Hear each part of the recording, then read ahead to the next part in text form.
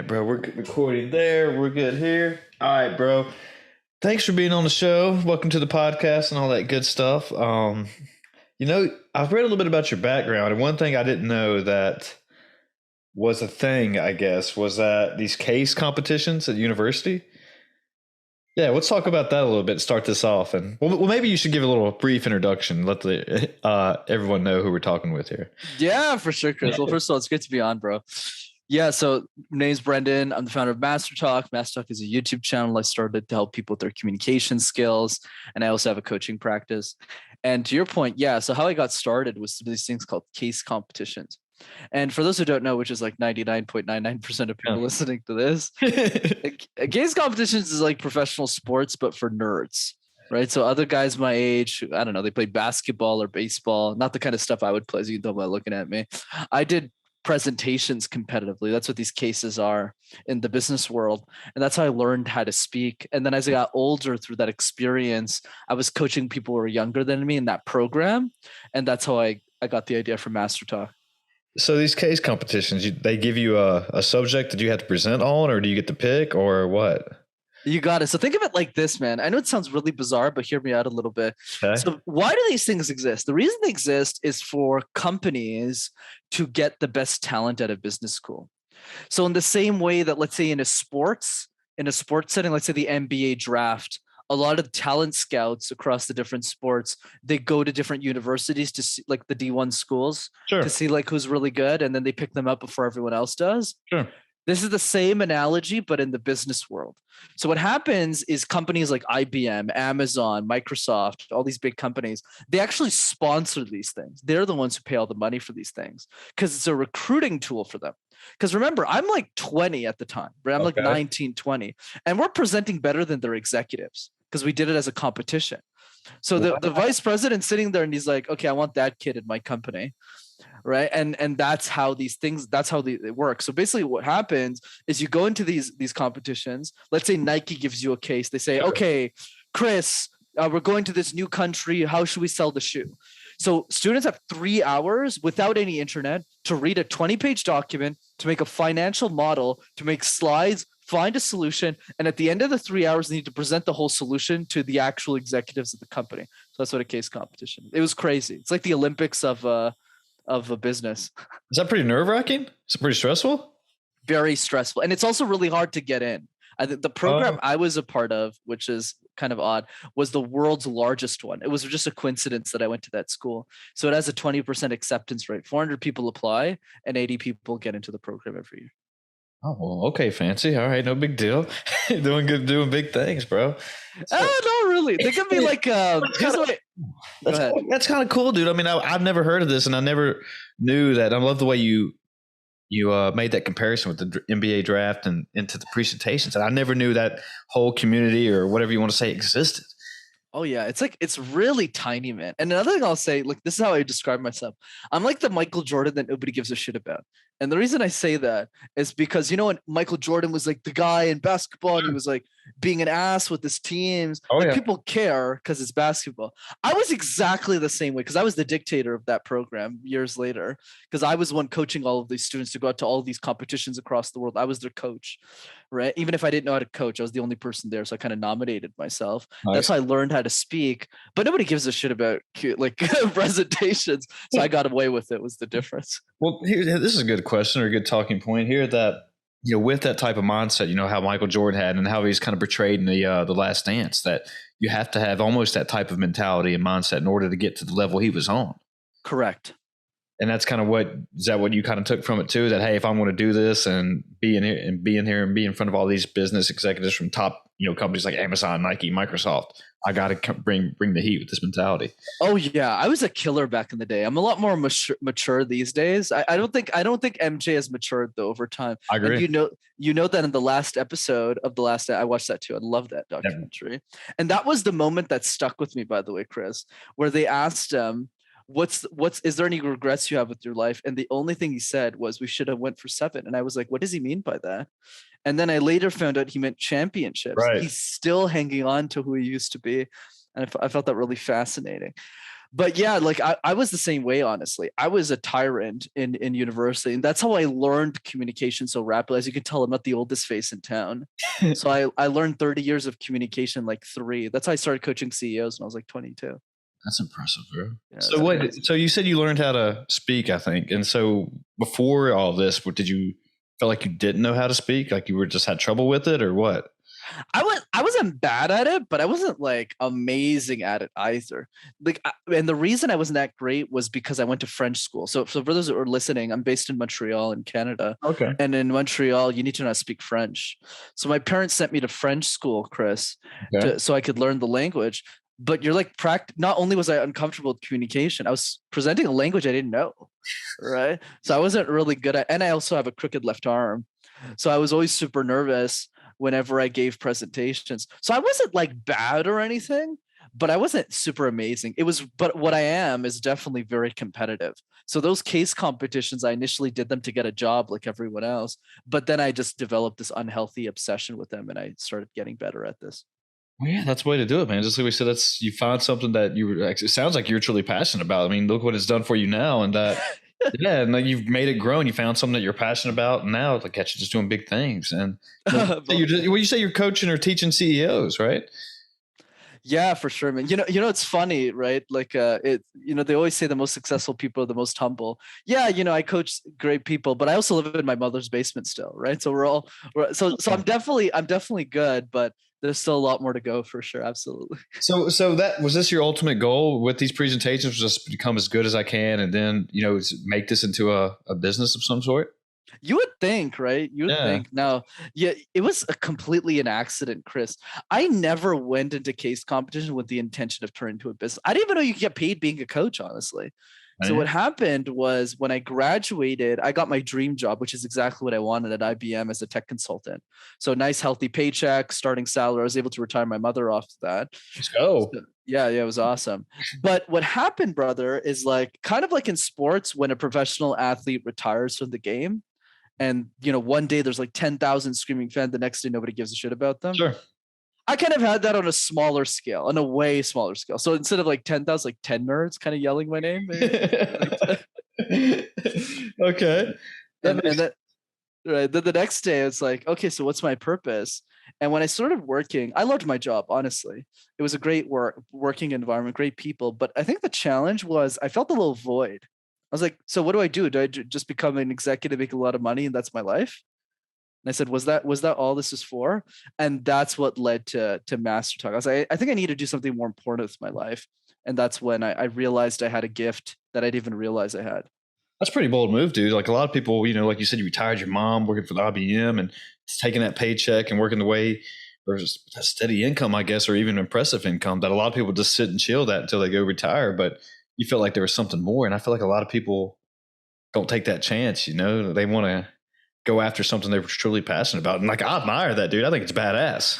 Oh, thanks, sure. Yeah, dude. Just because not everybody's willing, and I'm generally speaking, of course, but not, especially my point of view. Like I always thought that, go to school, as much school as you get, you'll get a good job, then just do your X amount of years till you retire and then figure it out after that. But, it's these past few years ever since the pandemic, because we start taking some more chances in life and see where it leads to me. And this is why I started the podcast, just because I always felt like I was never doing anything really big, and not that this is big or anything, but it was just that I want to do something or take a chance at something. Oh yeah. I was exactly the same way as you, by the way, literally the same mentality. I was just like, you know what? I know all these things about communication and that I feel no one else is talking about. I might as well just make videos on this. And then it just turned into something I never thought it would. Yeah. So what you were always like in college? Were you always reading up on communication, studying it, like learning from other people, or? Definitely the last one. It's people think that I'm like some super. I actually don't even read books. Surprisingly, I listen to a lot of podcasts though. Same. Yeah, I'm a big podcast nerd, but I would say the way that I learned this, Chris, was mostly through practice. I was a practitioner.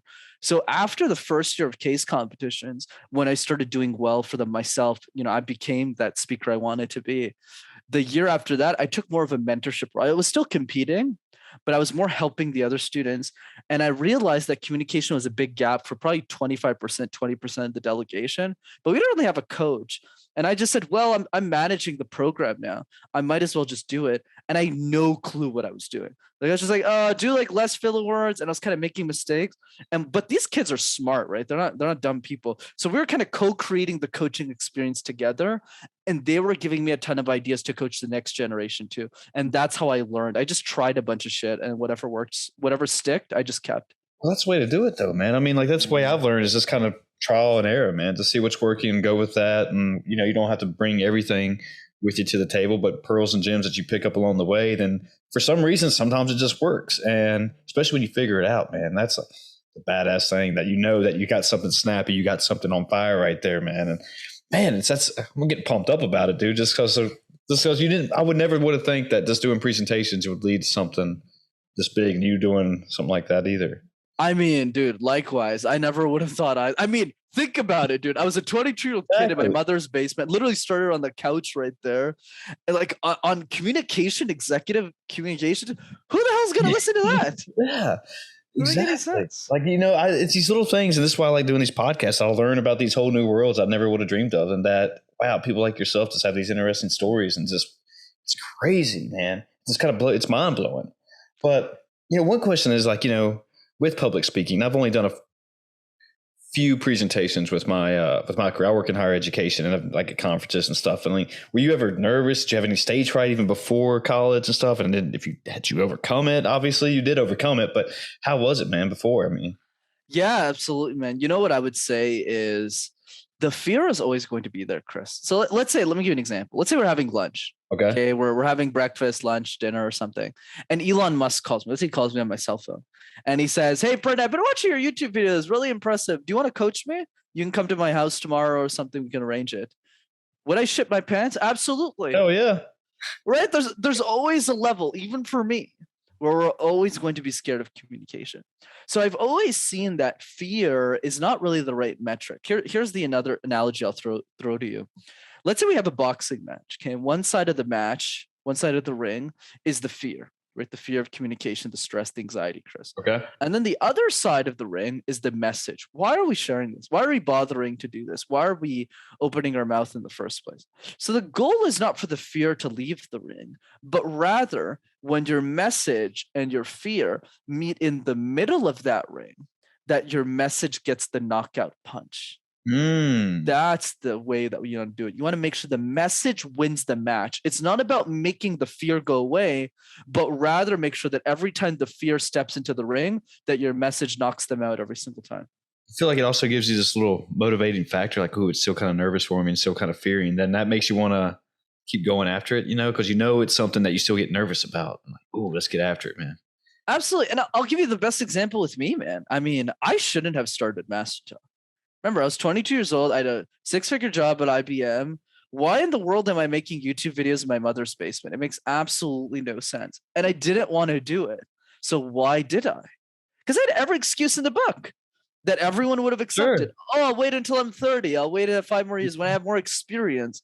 So why did I have the urgency? The reason I had the urgency was for the 15-year-old girl who can't afford me.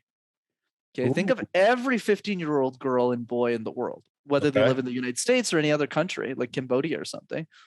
Who else is 22 years old who has the expertise I do in communication? And I realized that the answer was no one. So it's either I make the videos so that at least that girl has some access to some great information, or nobody makes the videos. So when I realized that, I said, you know what? I'm scared, but I'm not making these videos for my executives. My executives would pay me. The reason I make these videos for the people who can't afford me, because a lot of communication coaches in my industry, because it's a very lucrative business, if I'm being honest, right? So you don't really need to make YouTube videos. You don't need to do that shit. You can just like have 10 CEO clients, charge them each 20 grand, you're done. Like that's it. That's your business, right? Because for them, remember, Chris, communication, if depending on what career you have, is very high leverage. So if you're the CEO of a big company, for you dropping 20 G's on this, it's not if you get the result. Exactly. So that's what a lot of people who are better than me or just as good as me do. But I was like, but what about the rest of the world? Like somebody should help them. And that's what led me to MasterTalk in the first place. Wow, man. I like that, dude. That's a great story right there. But one thing going touching back on what your analogy with boxing or whatever, that even starting these, it always still blows my mind that I'm doing these. We didn't only but exchange a few emails before this, or whatever you call it, and that we get on here and we start talking and then we start taking off. It still kind of gives me that fear and anxiety, like, ooh, how is this going to go? I have no idea. I've never really talked to this dude before, except for emails, which can be completely different from the tone or whatever. Or then you get on here and you're like, oh man, like we hit it off right from the start. And then, but it still blows my mind that I'm doing this, and it still has a little fear in my back of my head for it's like, oh shit, I don't know how this is going to go, bro. Hopefully it goes well. And it's going well. So yeah, I can, man, it still does. Like I said, that's my point. It just blows my mind that, people are still doing this. Oh yeah, for sure. And I'll give you a small side easy tip that probably isn't relevant to your audience, relevant to you. One thing you should do when people reach out for your show, just listen to a podcast they run for 5 minutes and just see if you like their vibe. That's the easiest way to vet people. So that way, if you're listening to it, you're like, oh, this person, because I'm like, I know I give the impression when people look at my YouTube videos that I'm like super PR, super robotic. And then when you get on the show, you're like, oh, okay, this guy just shoots the shit. Like, it's just so when you're coaching, that is true. I'm going to remember that. So when you're coaching and doing this, your MasterTalk stuff, and like, what is the most problems you see, with people as far as communications and stuff? Yeah, absolutely. I would say that the biggest piece is convincing them that they can be great communicators in the first place. Because once they feel internally that they can be great communicators, I'll tell you exactly how I do that. But once they feel that they can be great communicators, everything is easy after that. Because then they feel it. They're like, yeah, I can totally do this. But most people, when they start with communication coaching, they feel internally that they can't do it. Right? Yeah, That's the I agree. Right? So how do you shift that? The way that you shift that is super simple, and doesn't just apply to communication. It could apply with anything that people want to learn from. Is just ask yourself, what is the easiest possible win that I can get them that can convince them otherwise? So for me, what that looks like is the random word exercise. So the random word exercise is super simple, Chris. Pick a random word like tissue box. You pick a sweater, headset, and you make random presentations out of thin air. So everyone sucks at the beginning. They go like, a sweater is a piece of cloth, and I don't. And then after you do this 20 times, you're just amazing at it. And then I just show the first video, and then I just ask them a simple question: what else is possible with your communication skills? And eventually, the answer becomes anything. So it's just almost like anything else. As the more you do it, obviously, the better you'll get. There you go. Yeah. You're willing to put in your time and learn from your mistakes and. Man, yeah, it makes perfect sense, dude. I don't know why it keeps like, I just never would have dreamed that this much goes into communication, which I should know, but I feel like I don't know at the same time. To be honest, man, you shouldn't feel bad about this, because I think I'm one of the first people who's able to communicate it in this way. Because I find a lot of experts before, no offense to them, obviously, when they communicate ideas on communication, that's a mouthful. You almost feel like you don't really get them. You're like, okay, but what do I do? Right. And I also feel it's not really well taught in the education system, which is why I started the channel in the first place. So yeah. Yeah, I mean, growing up, I remember doing a random. All right, so elementary school, I don't remember doing hardly any presentations at all, or ever actually trying to work on communications or anything, as far as how I speak with people, how I present things, or whatever. But even in high school, with the random few presentations that we did there, but it was all just you get a C or a B, and there was no criticism or critiques that you would get from it. So you're just kind of like, and everyone that you would try to. Get feedback from, they would just always give you the good stuff, never the bad stuff, because nobody wants to, where most people don't want to give you shit about it, because, most people are probably not monsters. But it wasn't until college when I majored in teaching, but, we had to do a couple things like, teach a small lesson plan or whatever. And then finally the professor would say, hey, no, tell them, what exactly they're doing wrong or what you didn't like, even if it's something that can be really small. Not everybody's perfect. And that's when I started learning, okay, like, give me this bad feedback or critiques, and that way I can build off that and learn from mistakes. And it was just right then. It's like, all right, remember these mistakes and keep remembering what I'm doing, learn from it, and grow from there. Just like you were saying, like after 10 of them, it came more fluent. I guess fluent's a good word. Okay, more efficient. I don't know what the proper word for that is, but yeah, I just felt better at it, more comfortable. There we go. I love it, bro. Yeah, but it was just one of those things that seems like it would just come easy. Just, they say go over there and talk, but it's really like if I go explain an iPhone, when I start presenting in front of 20 people, I would probably even right now probably just fall apart. Like, I don't know. It's a phone. Call people, text people, look up stuff. That's the key, right? It's that momentum that we build over time. And just to make sure on the same page as well, you don't have to present in front of 20 people to start. Start with yourself, start with a small group and build your way up.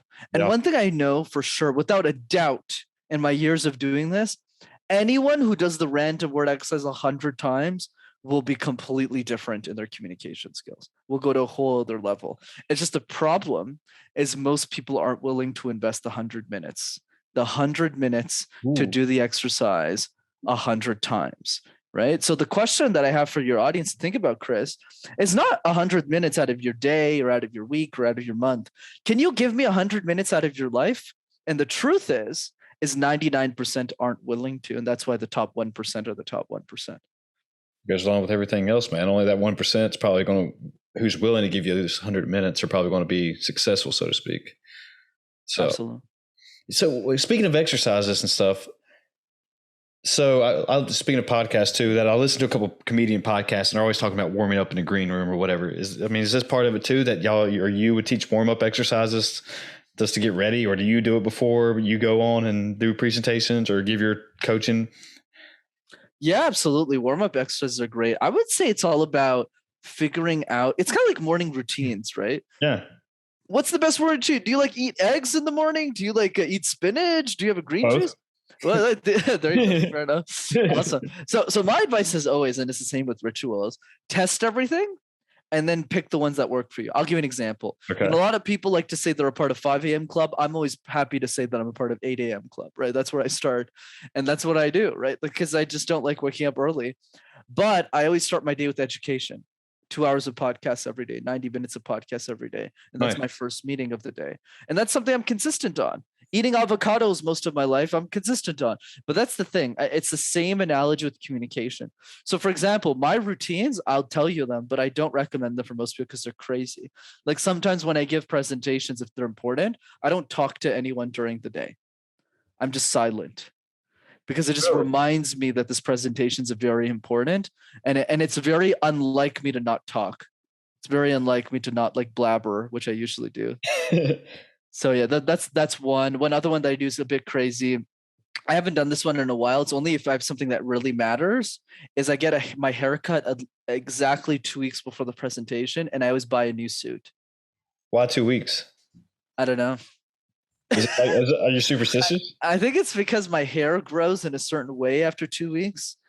For that barber who cuts my hair and it just looks perfect after 2, I think that might be the rationale, but it's nothing. But like I said, I don't recommend this stuff to people. It's just test what works and just do what works. Well, I would definitely get down with buying a new suit, dude. I mean, half the time I'm just wearing to work polo and khakis or whatever. And then, but when I put on a suit though, whole new confidence comes over me and I feel like I can take over the world. When you get your shoulders back, man, you're just strutting across. It feels good, dude. Got power tie on. It's a whole new confidence or arrogance, whatever you want to call it. But, and when I was saying that, if I had to explain an iPhone to 5 people, 10 people, but if I had a suit on, I feel completely different. It's a whole new energy, whole new vibe. Oh yeah, I'm with you. That's the way I feel too. That's why the suit's always new, but it's rare. I only do that. I mean, I haven't done that in years, but I did that a lot in case competitions because for me, those are the presentations that mattered. So once a year I had a new suit. And what's nice is like the morning, because like the first time you're wearing it, the second time you're wearing it. So when you look at the mirror at like 5 a.m. when you're going to these competitions, you're like a different person because you have a brand new suit on. And then you go out there and you just wreck. Yeah, just crush it, man. I mean, it's so badass, dude. I feel unstoppable when I got, you just know you look good, you're feeling good, you just take over the world, man. So, but do you consider yourself, all right, so here's a good question. Do you consider yourself, I would say you're probably extroverted or not? Oh yeah, I'm what we call the extrovert. I'm like as extroverted as they come. So how do people, do you work with a lot of people who are introverted, and how do they overcome that? 100%. So most of my clients are introverts, actually, unsurprisingly, of course. But what I would say is, how do they overcome it? They don't. So what do I mean by that? Because there's nothing to overcome, Chris. Here's what I mean. Okay. What introverts don't get, and what most people don't get, is that we buy into this myth that introverts are not as great communicators as extroverts, which is not true. There's actually a lot of advantages of being an introvert that introverts just aren't aware of. And that's what I tell them. So there's 3 key advantages. I'll prove it. Don't worry. Oh, Number you're one. good. Okay. Number one. I love it. Thanks for the support, man. I got you.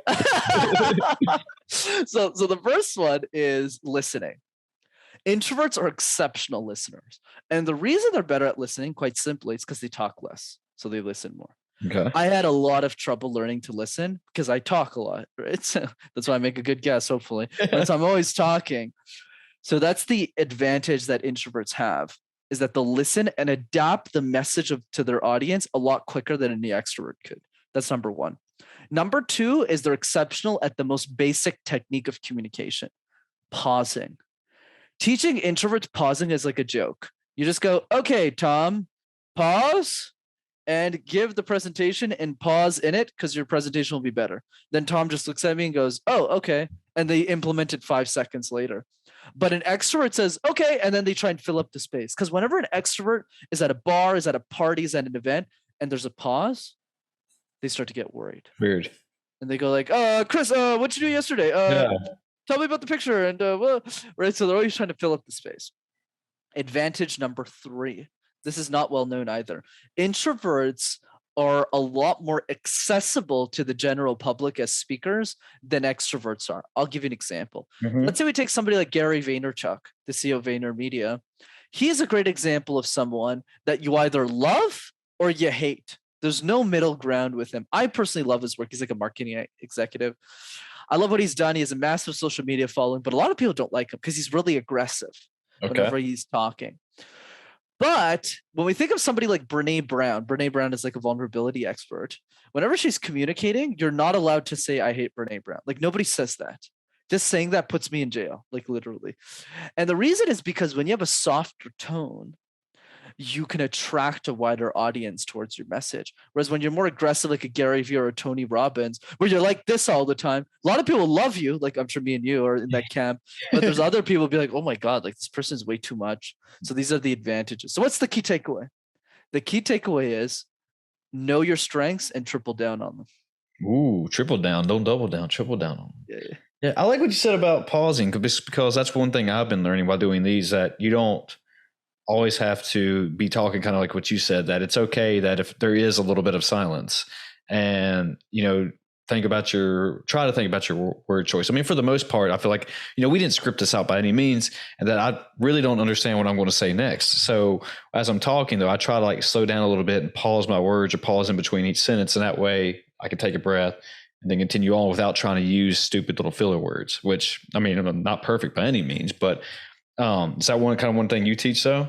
Or oh yeah, absolutely. I think the only thing I would add to that is it's all about sequencing, right? So what do I mean by this? Communication, like juggling 18 balls at the same time, Chris. So one of those balls is filler words, another one is pausing, another one is storytelling, another one is doing the random word exercise, and you're trying to juggle all of these balls at the same time. But what happens when you juggle 18 balls? All the balls naturally fall to the floor, right? So the key is you got to pick up one ball at a time. So that means the first ball, in my opinion, should be the random word exercise. Just do that 5 times a day. And that will really build up the muscle for you to catch that ball. And then the next one would be do the random word exercise and pause a little bit more. And then just look at that. Don't pay attention to anything else. And now you got 2 balls in the air. And then the third ball is now pause and now say less ums and ahs and just focus on those 2 things. And then you're able to juggle all 18. Just start small and build up, man. Makes sense. Easy. But even with your third thing, talking about being more accessible, and you touched on tone a little bit with Tony Robbins or people with louder tones and softer tones. But even with the way somebody would speak, saying, "All right, say let's you and I were in a business deal or whatever, and we got in a heated conflict," and I said, "I didn't say it like that," or something like that. But little word choices like that, saying like "I," and then going off something to a regular sentence. You could really tell, like, just by that one word and like how they said it, from the tone that, ooh, he's a little mad right now, or he's kind of insinuating that, person B is not up to par on their stuff or whatever, just by their tone. Absolutely. I would say a couple of things to that. The first one is it's definitely hard for us to read tones. You clearly have very high EQ. EQ, for those who are listening, is emotional intelligence. So you can listen to somebody and go like, read the room. I would say in terms of practice, It's little bits at a time. So I would say the first piece is realizing that we need to be a master of all tones. Mm-hmm.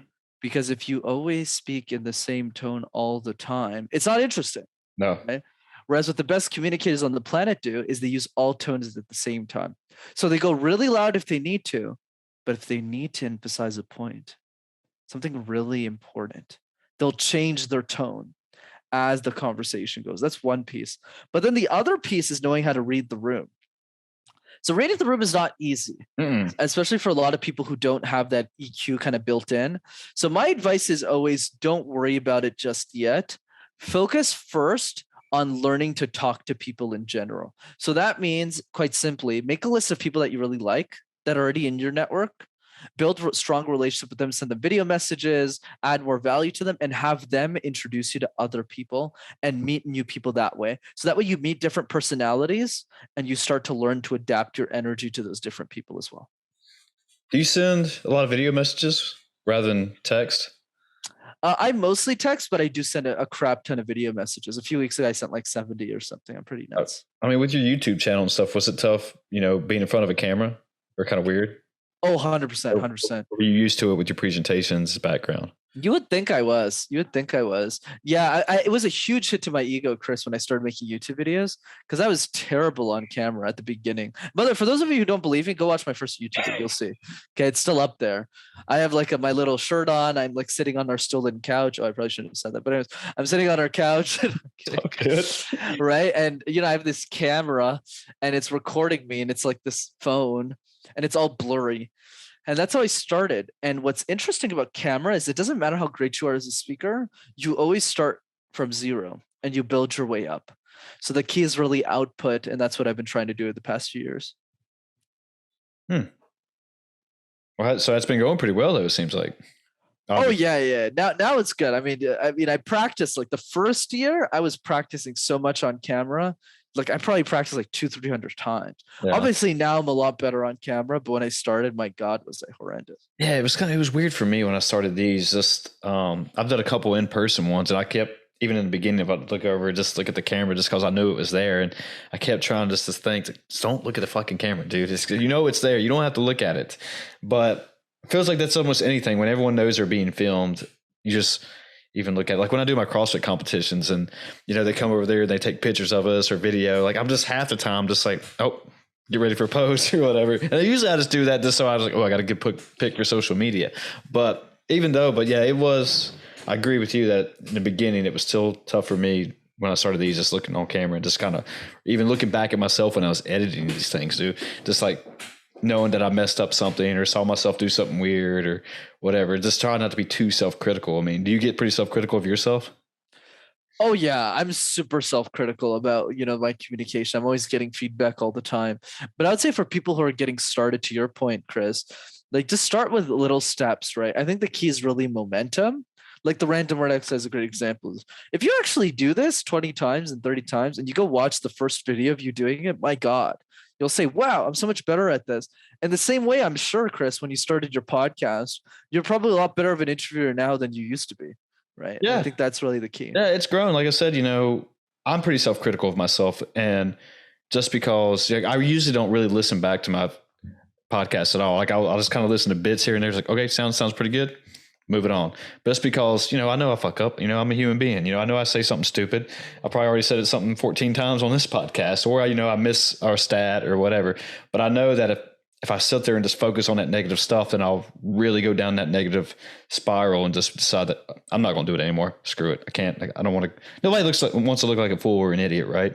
So, but when I do hear myself do it, I make a note of it, then I move on from it, and like I said, learn from my mistakes. I mean, if I could give any advice out there, is just learn from your mistakes. You're going to mess up, but you got to keep pushing forward no matter what. I mean, look at Michael Jordan, right? Let's talk about him again. He got cut from his 10th grade or 11th grade team. So absolutely. Worked out for him. It worked out for him, dude. Well, I mean, what's the future though? Do you think for this? You said the industry is pretty lucrative. What's the future of it though? With technology and it seems like everything's trying to go digital. I mean, do you think that it's all going to move to like formal communication that we all know? It's all going to be can become a paperless society. We're all just going to do it on like through text and emails, or like Elon Musk will have a Neuralink and we'll just be able to send brain signals to each other rather than talk.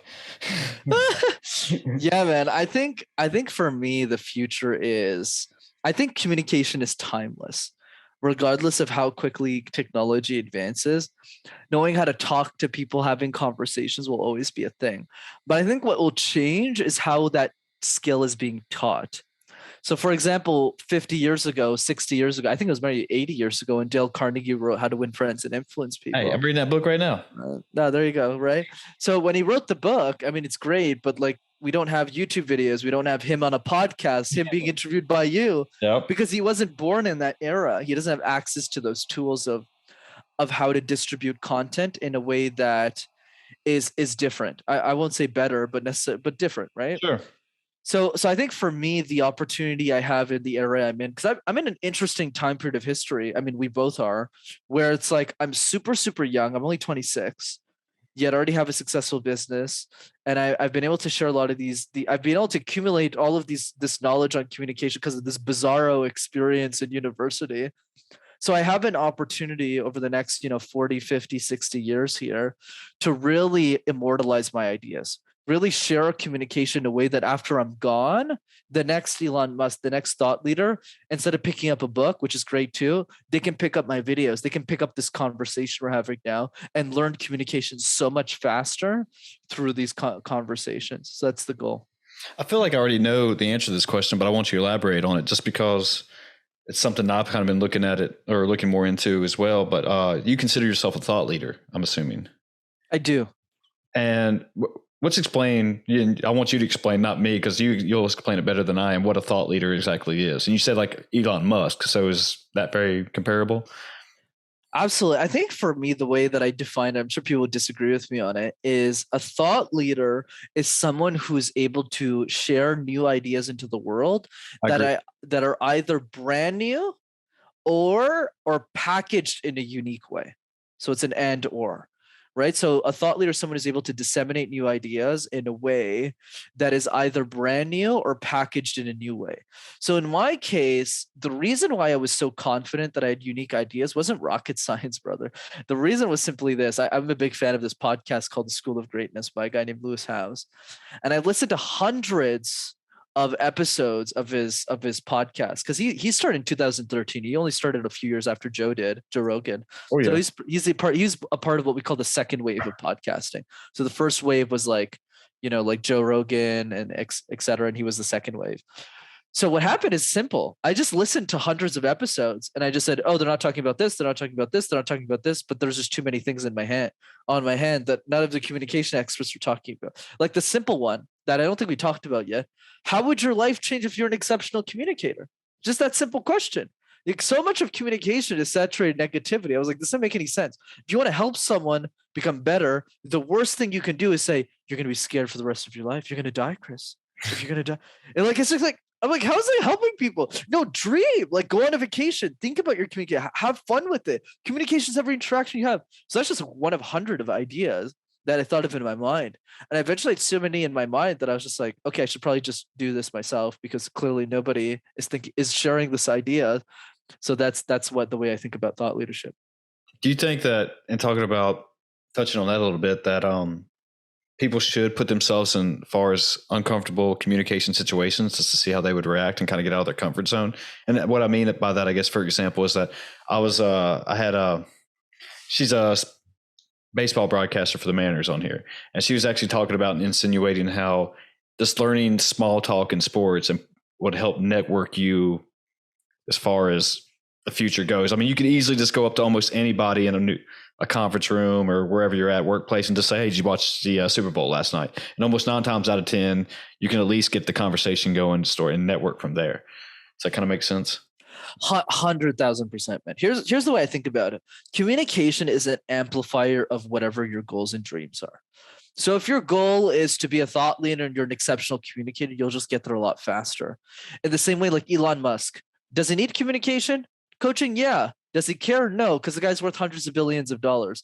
But the argument I would give is if he had mastered communication at the age of 15 or 16, he would have gotten there with less pain. Not a lot less pain. He probably still would have been painful, but less pain.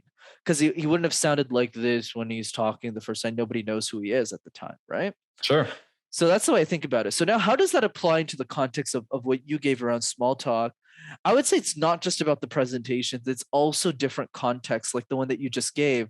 And what I find is like most human beings, like just taking action. I feel people don't get this. Just taking the action of doing something puts you ahead of 95% of people. Okay. Like I'll give an example that's similar to the one you gave. When I was in university, I just told myself, you know what? I really want a job at this accounting firm. This is before I had the idea for MasterTalk. Really want to work at this accounting firm. I can retire my mom. And I was like, okay, how do I get there? Why don't I just message the guy who owns the firm? Why don't I just message the executives? Whereas most people aren't willing to do that because they go, oh, like, what do they think of me? What if I send them an email? Whereas in my head, I was like, well, holy shit. Like, what if I send 10 of these emails? Only one of them says, yes, I get the win, right? Yeah. So I just sent a bunch of these emails. Most of them never responded to me. But the ones who did were shocked. They were like, oh my God, how old are you? And I was like 19 at the time.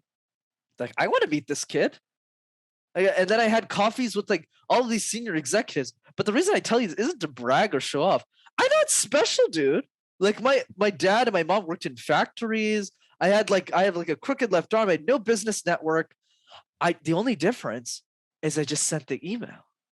You just took a chance.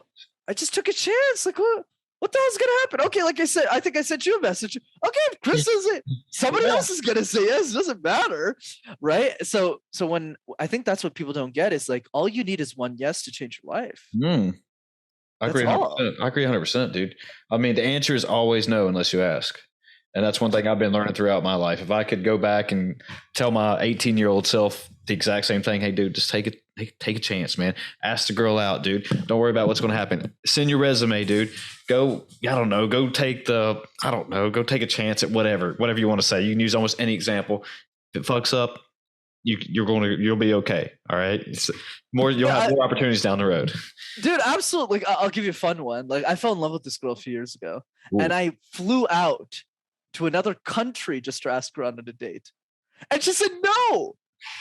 And you know what's great? Is that's amazing because at least I did it. Most people aren't willing to do that. Yeah. Most are willing to do it. And that's why most people don't get what they want. Well, you go back on you said that Michael Jordan regretted not going for 7. I mean, you don't want to have that hanging off the rest of your life. Like, hey, life's too short, man. Dude, for real. You gotta do it, man. Like flew to another country, man. I've never heard of anybody doing that. But that's badass right there in itself. I mean, it was, you just knew that, hey, this was the only way I'm going to be able to do it. Just go ask her out in person. And I just got to do it. Literally. Nice. That's it. So I just did. You still got turned down. Yeah, absolutely. And that's totally fine. I mean, I was in depression for 2 weeks, but after that. I get it. But the point I want to drive is notice how excited I am. It's like most people, they just don't go after what they want. Like, I'll give you a simple analogy, right? You know, a lot of people like to shit on people who have a lot of money or are really wealthy or in the top 1% of anything. I agree. The wealth, the health, put anything. It doesn't have to be money. It could be 6-pack, whatever.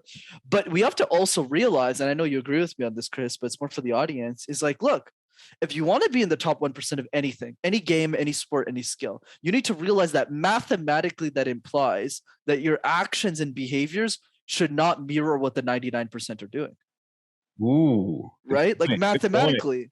If you're doing the exact same thing as the 99%, why do you expect to be in the top 1%? The reason I don't even think I'm in the top 1% of my industry, and that's me. I still don't think I am. I'm still pushing. And I was this lunatic in university where I was like doing hundreds of presentations to get to the level that but I'm still investing a shit ton of money to learn from coaches who are smarter than me. It's about doing the things that most people aren't willing to do to get what most people don't have. Yeah. Mike Tyson said something one time. It was like, do the things you hate to do until you learn to love them and you can become successful or whatever you want to say at them. And even though, as far as like a training day or whatever, you're talking about the exercises, 100 minutes or whatever you said. Yeah. Do them. Even though it sucks, you hate doing them, but you got to. Exactly. And let me give you another Tyson favorite of mine. Yeah. You need to behave like a champion before you actually are one. Ooh. Right? You need to, like, if you're not putting in the work, if you don't think you're a champion, you're not behaving like one, and you're not actually taking the actions that somebody with a belt is doing, you're never going to get the belt. right? And Yeah, that's the I thing. agree. Yeah, it's all those like even Kobe Bryant. I mean, all these great sports legends. I mean, this is not a sports podcast, so to speak. We can talk about it, but they've always are the outliers doing the other things that nobody else was really doing, and that's what made them greater than anyone else. And then I can relate 100% because I remember, being in college or even exactly after college, I was always almost shitting on people who were better than me and like, looking at like, man, if I would have been born 6'6" or whatever, I would have been great too. And, making little excuses like that. But it wasn't really until, I don't know, sometime maybe 2013, 2014, and maybe it's when I started like wanting to learn more and grow my mind and learn that, hey, life isn't about just hating on people. I mean, these guys came from almost next to nothing, just made something from themselves. And it was that mentality. It's like, all right, dude, I mean, you've came up from a pretty okay family. You don't have anything bad in your life going on. I mean, it's just all about putting in the work and putting in the time. Like the whole time everything we've been talking about this whole hour. And it was just, but I look back on myself and it's like, man, I hated myself for doing that. Just shitting on people like that, just almost being so negative. And it with putting that negative externally out would almost make me negative inside as a person too. And I hated that. And I was like, you got to switch that, dude. You got to turn the volume knob to a different level, bro. And just, if you want it, you got to go after it. That's my whole point. I guess that was 100%, bro. Too much of a rant, but no, I love it. I wish more people would get that instead of just shit on people, like you said, and just hate on them, dude. I mean, it can be done. I mean, if you want to do something, do it. I always hear that, oh, I can't do that because I'm not you. That's kind of what I was saying. Well, or I'll just go ahead and start next Monday or on whatever it is, whatever goal you have, start a podcast, be a communicator, start a diet or whatever you want to do. But it's just like, no, start now, bro. You got to. You just can't keep putting it off, man. I mean, you got to get caffeinated, you got to get motivated, and you got to get hyped, baby. We're speaking the same language, brother. Yeah, dude. Absolutely. It's just, I mean, I always, when people, I guess because when people come around me and they start that negative talk, I get so upset that I was like, you can do it though. I don't understand what the problem is. I mean, even now with, YouTube and universities and, books and podcasts, you have all the information you could ever need at your feet in order to be successful or just learn something or whatever it is. And so there's really like no excuse anymore. Right. So 100%. Let me throw another one at you. I got this from one of my coaches. He said the following: are you making an excuse to do the thing or not do the thing? And there's two types of people in the world, right? There's people who always make an excuse not to do the thing. Oh, I'm tired. I want to do this. And there's a second type of person, which is a very small minority, who always make an excuse to do the thing. Oh, I'm really tired, but I'm going to take an extra 5 minutes. Okay, I can't do the random word exercise 5 times today. I'll just do it once. Okay, I'm struggling with this, but I'll spend 1 minute today doing it. And there's other people who go, I'm too tired, I won't do it at all. Yeah, and the people who win. It's all about, I read that book, Atomic Habits by James Clear, and it's all about building these little habits and getting these small little wins, kind of what you were touching on earlier, and just making that part of your routine, which, routines kind of suck, whatever. But if you put yourself into a routine, I think for the most part, you can get into greatness. If you say, hey, I'm going to read 15 pages a day. I'm going to do my exercises for, I don't know, half an hour every day, and then build off that until you get to 100 minutes and all that good stuff. And boom, magic happens. And then you're on top of the world. You're Elon Musk and boom.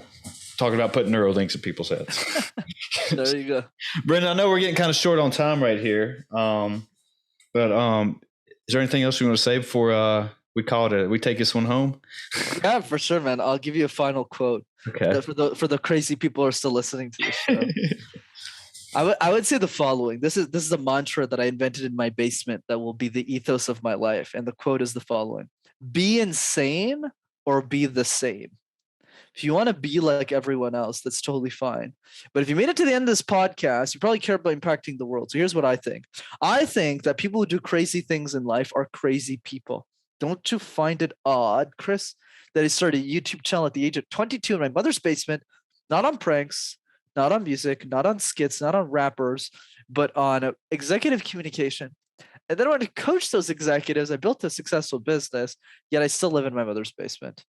I can karaoke in 8 different languages. I dance alone in my mom's basement for an hour a day. And I'm in the 0.5, not 5. I'm in the 0.5% of top listeners on Spotify for Justin Bieber. How does any of this make any sense at all? And that, my friend, is the point. When every decision in your life makes sense to the only person that it should, which is you, you'll be successful in life. So be insane or be the same. Brenden, you're a badass dude. If go ahead and plug all your stuff. If people want to find you and your YouTube channel and you and all that good stuff, how do they do that? Yeah, thanks. So this is a fun conversation. It's great.